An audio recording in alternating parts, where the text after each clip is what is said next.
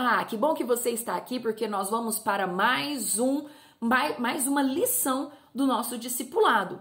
E a lição que nós vamos estudar hoje é a igreja. É isso mesmo. Então pegue o seu caderno, pegue a sua caneta, aí anote aí, nós vamos ler alguns textos, não vamos ler todos, mas que vamos aprender aqui, né, juntos, em nome de Jesus. Então a lição de hoje é sobre a igreja. Que igreja é essa? A igreja do nosso Senhor Jesus Cristo, isso mesmo.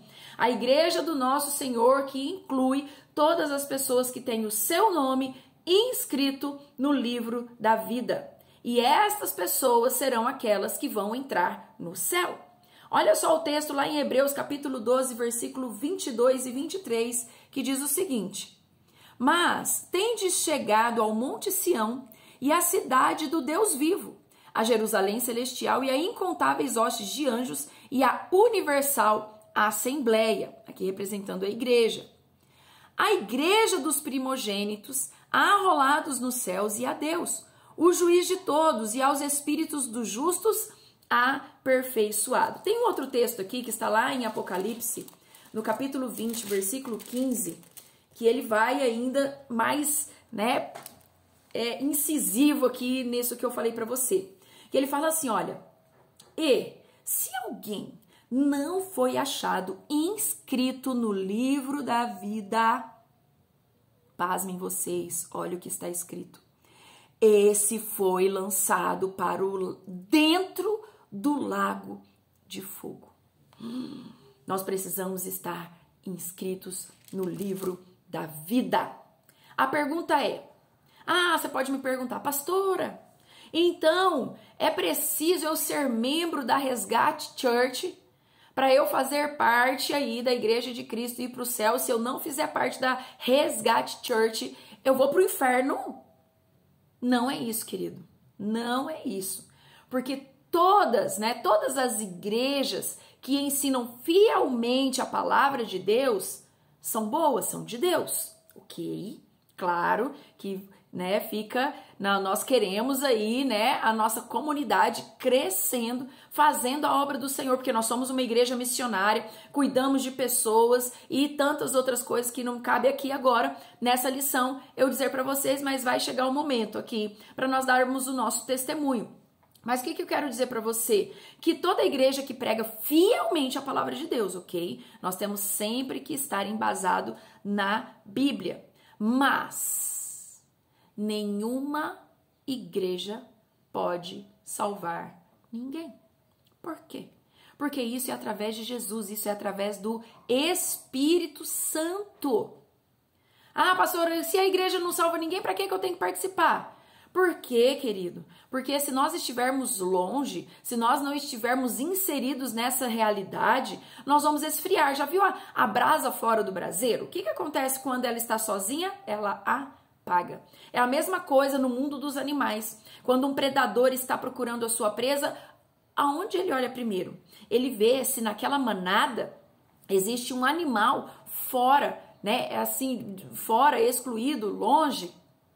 Por quê? Porque quando ele está sozinho, ele se torna mais fraco e o inimigo vem e lança-se sobre esse animal e com certeza, o seu destino é a morte. E nós estamos falando aqui não de uma morte física, mas de uma morte espiritual, e é necessário. Eu vou ler um texto aqui para vocês aqui, em Hebreus, quer ver?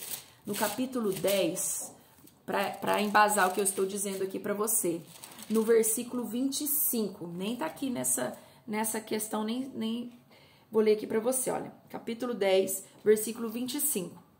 Não deixemos de congregarmos, como é costume de alguns.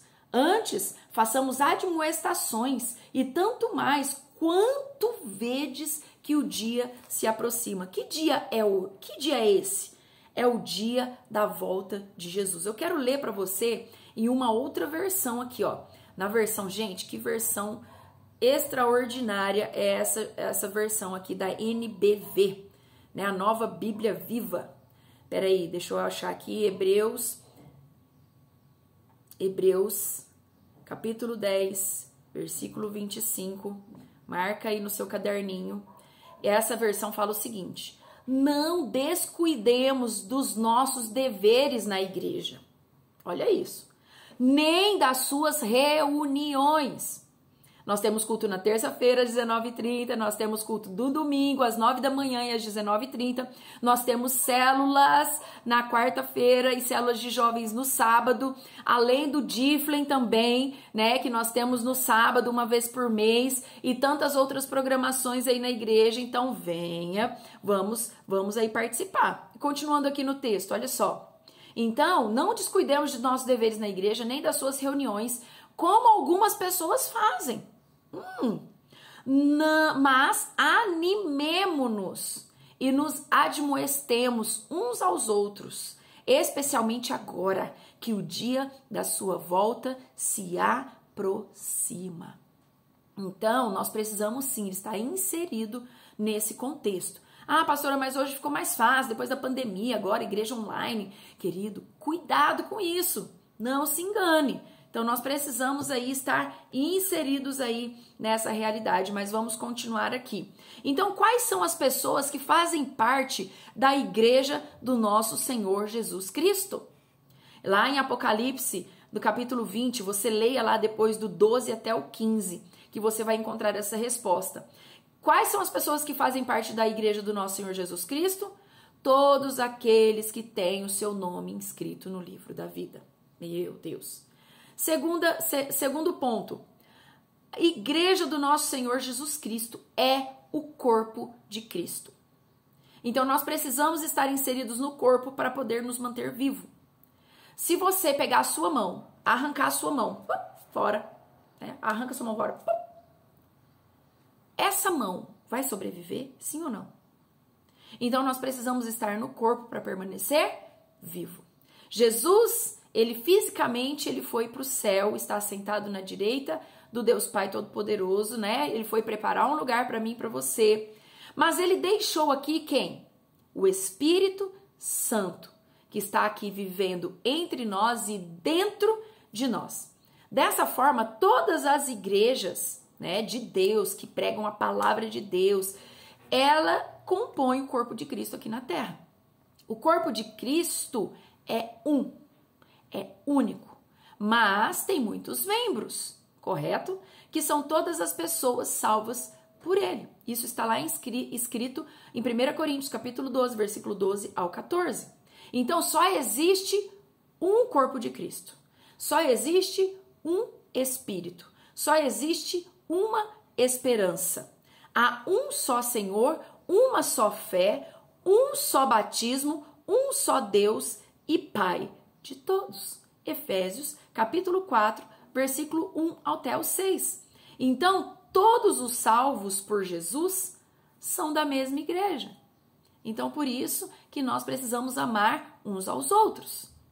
Então, cada membro do corpo de Cristo faz parte da sua igreja e é importante e necessário, né, para a boa função do corpo. O que nós somos? Nós, a Resgate Church, o Ministério Resgate, nós somos a igreja local, né? Existe a igreja, vamos dizer assim, geral, mundial, e existem as igrejas locais, né? Cada um aí na sua igreja. Então, a igreja local é um grupo de pessoas salvas por Jesus que se reúnem num lugar específico. E há muitas igrejas ao redor do mundo, né? Você concorda com isso? Paulo mesmo, o apóstolo Paulo, ele começou muitas igrejas, né? Tá lá em Romanos 16, do 3 ao 5. 1 Coríntios 16, 19.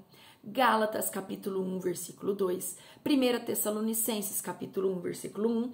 E assim sucessivamente. Então, a igreja local é muito importante por muitas razões. E uma delas é que nela você manifesta a sua aliança com Deus. Na lição passada, nós falamos sobre a aliança, né? Então, é manifesto ali a nossa aliança com Deus. Ao nascer de novo, você faz uma aliança com Deus, onde tudo que é dele é seu. Amém? E tudo que é seu é dele. Deveria ser assim. Existem muitas promessas na palavra de Deus para aqueles que estão em aliança com ele. Veja como esta aliança se manifesta dentro do contexto da nossa igreja, né? Da igreja local, trazendo bênção para você. Primeira bênção de você estar congregando, de você estar na igreja, é a proteção de Deus. A aliança com Deus, né? Ela fala de um compromisso. Compromisso com quem, pastora? Com a igreja. Deus, ele tem um chamado para você. Deus, ele tem algo sobrenatural para você, né? Então, frequentando o quê? As reuniões, submetendo voluntariamente aos seus líderes, aos seus pastores, líder de célula, aos pastores, discipuladores. Porque o verdadeiro seguidor de Jesus, ele quer sempre obedecer a Jesus. A palavra dele diz, não deixemos de congregar, como eu falei lá, em Hebreus 10, 25. Né? Porque tá chegando o dia de Jesus voltar, gente. Eu não vou ficar, não. Eu não quero ficar. E você? Então vamos juntos aí pregar a palavra de Deus. A segunda bênção de estar congregando, de ter a sua igreja, de estar na Resgate Church. A prosperidade de Deus. É isso mesmo. A sua aliança com Deus e com a igreja implica numa entrega total a Ele. Agora, tudo é dele e tudo que é nosso é dele, tudo que é dele é nosso. Foi isso que ele prometeu.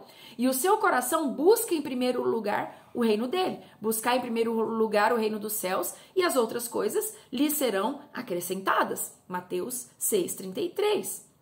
Então, aqui nós vamos ver aqui sobre, no item 5 dessa lição que a gente está vendo aqui, né? Nós vamos ver aqui a prosperidade de Deus está ligada intimamente. A prosperidade em Deus está ligada intimamente com as nossas atitudes e ações. Como, pastora? Quanto também aos dízimos, às ofertas, no contexto da igreja local. Malaquias 3,10 fala, né, que o Senhor vai repreender o devorador. Através do quê? Da minha e da sua obediência. Congregar, estar na igreja, na Resgate Church.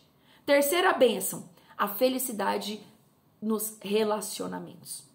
A aliança com Deus, ela também implica em ter uma aliança com os irmãos, com as irmãs em Cristo Jesus. Porque aonde Deus entra, ele muda tudo. Aonde Jesus entra, ele muda tudo. Né? Você frequentando a célula, ajudando o seu líder, você estando aí com o seu discipulador, procurando. Você sabia que é o discípulo que procura o discipulador? Claro que o discipulador também precisa estar ali, né, atencioso, mas nós sabemos que nós precisamos fazer a nossa parte. Então, se você agir dessa forma, né, participando na célula, ajudando, se comprometendo, você aprenderá a andar no amor de Deus. Como? Construindo relacionamentos sadios e duradouros. A sua aliança com Deus também implica em grandes bênçãos para a sua família. Isso está escrito lá em Atos, no capítulo 16, no versículo 31. Eu vou abrir aqui rapidinho. Atos, capítulo 16, versículo 31, que diz o seguinte... Responderam-lhe, crê no Senhor Jesus e serás salvo, tu e a tua casa. Olha aí, bênção. Onde? Ensinando a nossa casa, a nossa família, os nossos filhos a estarem aonde? A amarem aonde? A igreja, o nosso Senhor Jesus Cristo. Amém? Você também vai aprender a aplicar a fé e cooperar com Deus. Como? Para a salvação de toda a sua casa. Está lá em Colossenses, capítulo 3, do 18 ao 21. Porque o Espírito Santo mora em você. Você sabia disso? Que o Espírito Santo mora agora em você? E agora você tem o poder de perdoar a todos. Perdão também é uma decisão. Perdão não é um sentimento. Você não vai sentir desejo. Ai, hoje eu vou perdoar aquela pessoa que me magoou, que me feriu, que fez mal pra mim, e tal. Você não vai sentir essa vontade. Mas nós precisamos decidir. Nunca. Repete comigo, nunca. Isso mesmo. Nunca permita que uma mágoa esteja no seu coração. Organize isso logo. Peça perdão, perdoe. faça a sua parte. Ah, pastora, mas foi essa pessoa que errou comigo. Olha só, enquanto nós não perdoamos, nós ficamos entrelaçados no mundo espiritual com essa pessoa. Você fica amarrada. E você sabia que a falta de perdão, né, ela gera doenças nas nossas vidas? Então, querido, querida, larga a mão disso. Decida perdoar agora. Ah, pastora, mas isso não é falsidade? Não, é uma decisão. Que quando nós decidimos isso, o Espírito Santo que habita em nós, ele vai trabalhar em nós para que nós venhamos vencer toda e qualquer situação. Então, decida perdoar. Nunca permita que essa mágoa permaneça aí no seu coração. Olha só, em Colossenses 3,13, né, fala, suportai-vos uns aos outros. Ah, pastor, eu perdoei, mas olha, eu não quero nem ver essa pessoa. Olha, você não pode ter raiva, você não pode ter ódio. Mas é claro que existem situações que você não vai colocar na sua mesa, né? A convivência, mas você precisa amá-la, você precisa perdoá-la, né? Então, suportai-vos uns aos outros, perdoai-vos mutuamente, caso alguém tenha motivo de queixa contra outrem. Assim como o Senhor vos perdoou, assim também você precisa perdoar. Às vezes eu já ouvi, né, às vezes assim, não, é Deus que perdoa, eu não tenho que perdoar ninguém não, é Deus que perdoa. Não, querido. Jesus, ele deu o exemplo, mas sou eu e você que precisa tomar essa decisão. Deus perdoa? Claro que perdoa, mas nós também precisamos liberar perdão. Amém? Então, se você tem algum problema com alguma pessoa, que você não conversa, que você não fala, que tem aí uma situação para ser resolvida, você precisa pedir ao Espírito Santo. Espírito Santo, me ajuda. Eu sozinho eu não consigo, mas o Senhor que mora em mim pode me ajudar a perdoar todas as pessoas que me fizeram mal, todas as pessoas que foram más comigo, todas as pessoas que deixaram marcas na minha vida. Então você precisa pedir ao Espírito Santo, né? Como está o seu relacionamento familiar? Como está aí com seus parentes? Como está aí com seu esposo, sua esposa, filho com pai, pai com filho e outras, né? E outras pessoas. Como está? Então avalie isso. Tome nota, coloca ali os nomes, o que você precisa perdoar. Peça ao Espírito Santo, se você precisar procurar essa pessoa, procure ela. Fale com ela. Se o Espírito Santo, né, te der outra direção, apenas ore, faça aí, né, um propósito com Deus e libere perdão. Fala, Deus, eu perdoo fulano de tal. Por isso, por isso, por isso, por isso. E a partir de hoje, eu agora estou rompendo com essa raiz de amargura na minha vida e eu quero viver o sobrenatural do Senhor. Eu tenho certeza que a sua vida nunca mais será a mesma. Esse peso, esse fardo que às vezes está sobre os seus ombros vai sair assim, ó. Ah, pastora, mas é assim mesmo? Se você tomar a decisão, sim, por experiência própria. Amém? Então, na igreja local, na nossa igreja, nós trabalhamos com célula, né? Que é a melhor maneira de ter intimidade e comunhão com os irmãos. Porque às vezes na igreja é tão corrido e nós temos as células, né? Às vezes pessoas que não vão na igreja vão na célula e participam da palavra, são impactadas pelo amor de Cristo e pelo nosso amor também. Então, cada um é membro do outro, né? E nós precisamos ter comunhão uns com os outros. Nós somos uma família. A Resgate Church é uma família, né? Então a igreja, na nossa igreja, ela é subdividida em quê? Em células. O que é célula? Eu não sei o que é isso. São grupos familiares que se reúnem nas casas. Nas casas de quem? Dos membros, né? Da igreja. Então, no tempo de Paulo, do apóstolo Paulo, olha só, né? Um grupo de irmãos reunia na casa de Áquila e Priscila. Tá lá em 1 Coríntios 16, 19. Em Jerusalém, os seguidores de Cristo se reuniam frequentemente para ouvir a doutrina dos apóstolos e orar. Mas também comiam juntos e tinham tudo em comum. Olha só, o que isso fala? Fala sobre intimidade, então é necessário. Se você ainda não faz parte de nenhuma célula, quer conhecer a célula? Entre em contato conosco, vamos conhecer as nossas células, vamos participar, a sua vida nunca mais será a mesma. Amém? Então a igreja local em Jerusalém também se reunia, né? Se reunia onde? No templo, né? Que são as grandes reuniões, e nas casas, que são as pequenas reuniões, né? E este exemplo aqui da igreja de Jerusalém é interessante, né? E nós cremos que é muito importante para nós como seguidores de Cristo. Por quê? Nós precisamos estar na celebração de domingo na igreja. Olha só, vamos nos comprometer com Jesus. Nas celebrações da igreja, nós temos na terça, nós temos no domingo 2 horários, né? Onde a igreja se reúne para ouvir o quê? A palavra de Deus. Para fazer o quê? Para celebrar Jesus. E nas células também, que são os grupos familiares, para sermos uma verdadeira família em Deus, estando o quê? Sempre juntos. Como membros do mesmo corpo, nós somos irmãos. Como Cristo deu a sua vida por nós, devemos também dar as nossas vidas pelos nossos irmãos. Está lá em 1 João, capítulo 3, do versículo 16 até o versículo 18. Então, a pergunta é, se tiver um irmão sofrendo necessidade, olha a pergunta, somos irmãos. Como Cristo deu a sua vida... Opa, peraí que eu já mudei aqui, peraí gente, me perdoa.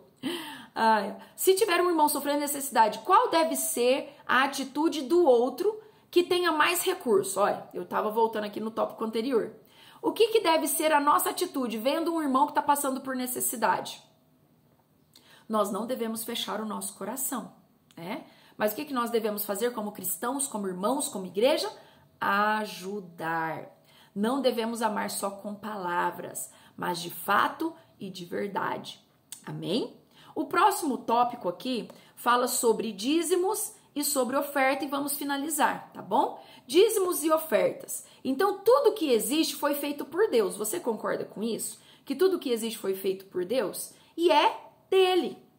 Tudo o que nós temos foi emprestado, nós somos mordomos. Esse corpício que você tem aí é dele. Por quê? Porque é a habitação do Espírito Santo, né? E nada pertence a nós mesmos. Nós estamos aqui de passagem, estamos aqui apenas para administrar, estamos aqui apenas para fazer a vontade de Deus.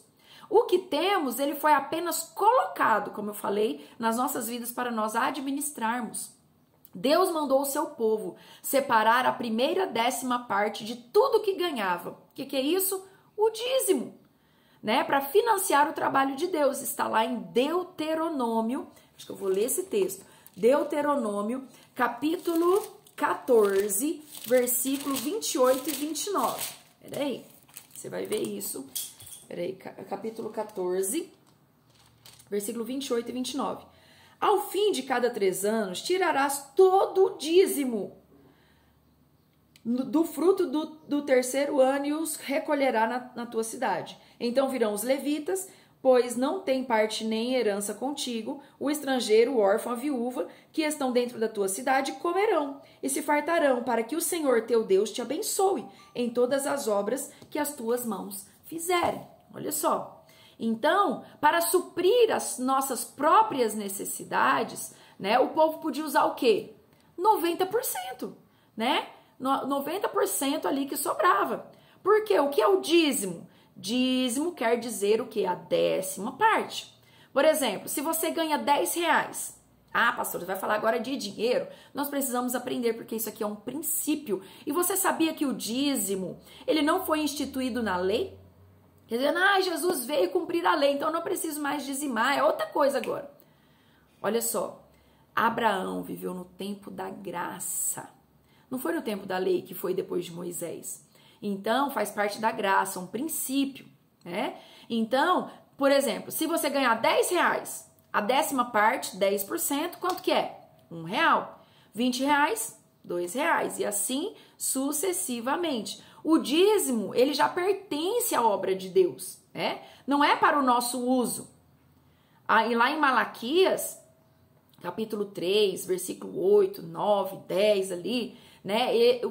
O próprio Deus faz uma pergunta. Roubará o homem a Deus? E eu te pergunto, como é que roubamos a Deus? E ele responde lá no texto, através dos dízimos e nas ofertas, né? Então, quando nós entregamos o dízimo para o Senhor, né? Quando? O que ele promete para nós? Lá nesse texto, Malaquias 3, do 10 ao 12, ele fala que ele vai abrir as comportas dos céus. e vai derramar sobre nós bênçãos que não se pode medir. Além disso, ele vai repreender o devorador. Quem é o devorador? Aquele que compromete as suas finanças. É claro que nós precisamos ser bons mordomos e bons administradores, né? Então, se você passar o seu cartão de crédito lá, meu Deus, sem fazer conta, sem nada, depois você vai ter que pagar. E não é o diabo que passou o seu cartão de crédito, né? Então, é necessário aí ter o entendimento. Mas se nós formos fiéis, né, e bons administradores, Deus vai repreender o devorador e vai derramar bênçãos que não se pode medir. Você crê nisso? Eu tenho muitos testemunhos, até na minha vida mesmo, daquilo que Deus tem feito através da fidelidade. Então, o dízimo deve ser dado numa atitude de fé, alegria e adoração, né? Muitas leis do Antigo Testamento não são repetidas no Novo Testamento, mas podemos ver que Jesus, né, e o autor de Hebreus ainda ensinava que o dízimo não deveria ser omitido. Eu não vou ler todos os textos, mas olha só, em Mateus, em Lucas, né, em João, a gente vai ver aqui em Marcos, né, nos textos ali, em Hebreus aparece 7 vezes a respeito do dízimo. Então, quer ver? Eu vou ler um texto aqui para você no Novo Testamento, né? Mateus, capítulo 23. Mateus 23. Quer ser abençoado? Seja fiel a Deus. Mateus 23 diz o seguinte, ó. Ai de vós, escribas e fariseus, hipócritas, porque dais o dízimo da hortelã, do endro e do cominho e tendes negligenciado os preceitos mais importantes da lei? A justiça, a misericórdia, a fé. Devíeis, porém, fazer estas coisas sem omitir aquelas.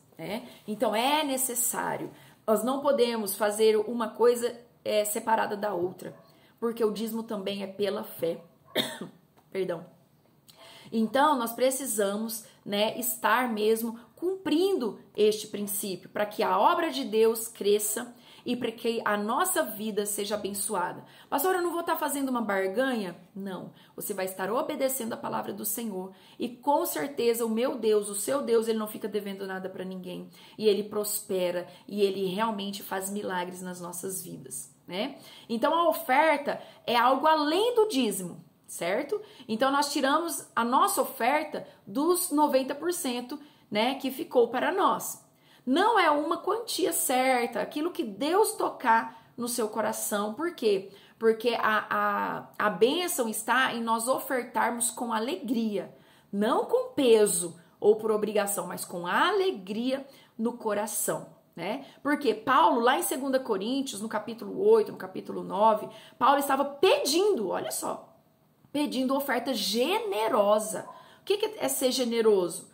Né, das igrejas lá da Macedônia, para quem? Para os pobres da Judéia, para a obra do Senhor, para manter a obra. Então Deus, ele promete abençoar abundantemente a pessoa que dá generosamente. Está lá em 2 Coríntios, capítulo 9, versículo 6. Então a oferta deve ser dada com muita alegria, né? Dê a quantia que tiver no seu coração. Não com tristeza, como eu falei do texto lá em 1 Coríntios 9, 7, né? Ou por você ser forçado. Não. Deus ama quem dá com alegria. Isso é um princípio. Isso é uma verdade. Quer ver as suas finanças serem destravadas? Tá tudo amarrado aí? Faça prova com Deus. Lá em Malaquias 3, a partir do 10 lá, é o único texto que fala que você pode fazer prova com Deus. Se você for fiel, se ele não vai abrir as comportas dos céus e abençoar você, a sua casa, a sua família. Ah, pastora, mas eu tenho passado por tanta coisa. Então, começa a ser dizimista, mas seja um bom administrador também, porque eu tenho certeza que Deus, ele quer te abençoar 1000 vezes mais, abundantemente mais. Amém? E essa foi a nossa 4ª lição do nosso discipulado sobre a igreja. Então, aguarde aí os próximos vídeos e fique ligado que a próxima lição é Ide e fazei discípulos. Que Deus te abençoe, em nome de Jesus.